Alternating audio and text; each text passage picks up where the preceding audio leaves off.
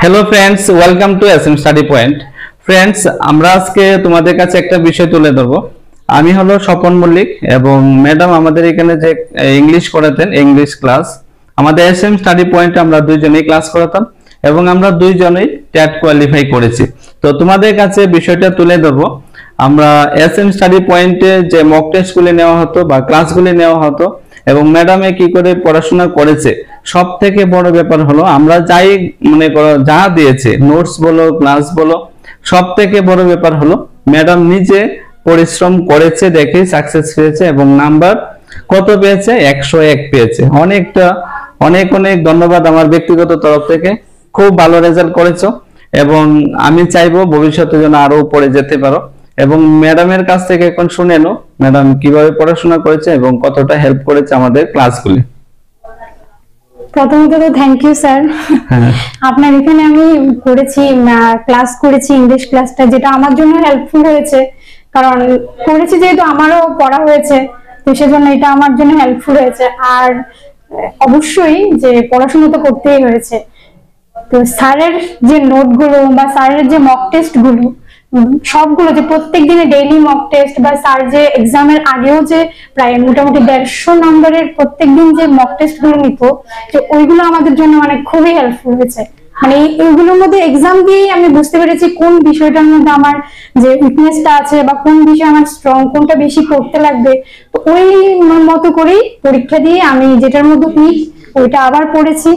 তো এর জন্য স্যারকে তো আমি মানে বারবারই ধন্যবাদ দিতে চাই। না, ধন্যবাদ না, আমার চেষ্টা ছিল আমার ইনস্টিটিউটের মধ্যে যারা যারা পড়াশোনা করে আমি চাইবো যেন সবাই কোয়ালিফাই করতে পারে। আমার লক্ষ্য ছিল এটাই।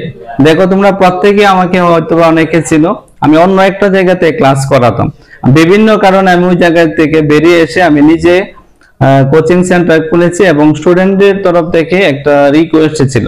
তো প্রথমে শুরু করি 10-12 জন নিয়ে, তারপর আস্তে আস্তে বাড়তে থাকে, 20-25 জন হয়েছিল। তো তার মধ্যে থেকে যারা যারা কন্টিনিউ করেছে ম্যাক্সিমামই কোয়ালিফাই করেছে। তোমরা আমার ইউটিউবে এবং ফেসবুকে দেখেছো আমি কে কে কোয়ালিফাই করেছে এবং কত স্কোর করতে পেরেছে। আরেকটা বিষয় হলো, আমি যখন পরীক্ষার নোটিফিকেশন এসেছিল আমি অনলাইনে একটা পেইড মক টেস্ট শুরু করেছিলাম। তোমরা বললে অবাক হবে যে এই পেইড মক টেস্টের মধ্যে থেকে 8 থেকে 10 জন কোয়ালিফাই করতে পেরেছে এবং প্রত্যেকেই পার্সোনালি মেসেজ করে বলছে যে আমার মক টেস্টটা অনেকটাই হেল্প হয়েছে। তাই বলবো তোমরা এসে দেখবে, ক্লাস করে দেখবে, আমার ক্লাস এবং ম্যাডামের ক্লাস দেখবে। এতটা সুন্দর করে কনসেপ্ট ক্লিয়ার করে ইংলিশ বোঝায়, আমি নিজেও আগে এতটা বুঝতাম না। আমি যখন ক্লাস করাতাম আমার ক্লাসটা আমি করাতাম, যখন ম্যাডাম ক্লাস করাইতো আমি নিজে ক্লাস করতাম ম্যাডামের ইংলিশ ক্লাস। তো ওই ক্লাসটা দেখে আমার অনেকটাই হেল্প হয়েছে, বেসিক কনসেপ্ট ক্লিয়ার হয়েছে। তো যার কারণে কোয়ালিফাই করতে পেরেছি প্রত্যেকেই। যেন আমি 21-এও কোয়ালিফাই করতে পারিছিলাম না এবং 22-এও পেরেছিলাম না, তো এইবার হয়েছে। তো চাকরি এখন কবে পাবো এটা হলো পরের ব্যাপার, কিন্তু কোয়ালিফাই করে রেখেছে যেহেতু একটা আশা করতে পারে এবং গভর্নমেন্ট যখন নেবে অবশ্যই আশা করি পেয়ে যাব।